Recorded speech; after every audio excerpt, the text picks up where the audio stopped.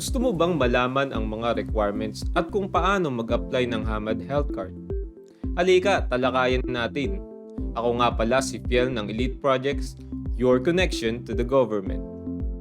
This video is sponsored by Al Rayyan Pasta, the first Qatari pasta. Ang requirements na kinakailangan sa lalaki at babae ay magkaiba. Para sa lalaki, ang kinakailangan ay ang mga sumusunod. Una, UID copy. Pangalawa, mobile number. Pangatlo, letter from the company. At pang-apat, photo sa kahit anong kulay ng background. At para naman sa babae, ito ang mga kinakailangan. Una, UID copy. Pangalawa, mobile number. Pangatlo, letter from the company. Pang-apat, photo sa kahit anong kulay ng background. Panglima, Karama bill. Pang-anim, blue plate.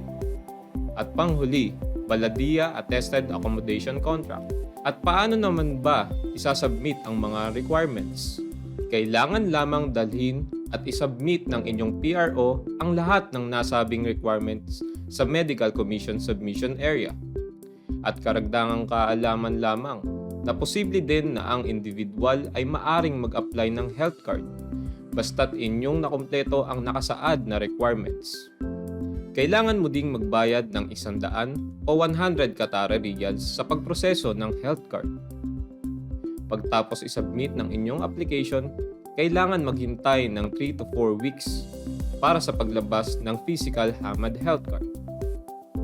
May tanong ka pa ba? Ilagay mo na yan sa comment section at i-share mo na rin ang video na to para alam din to ng mga friends mo.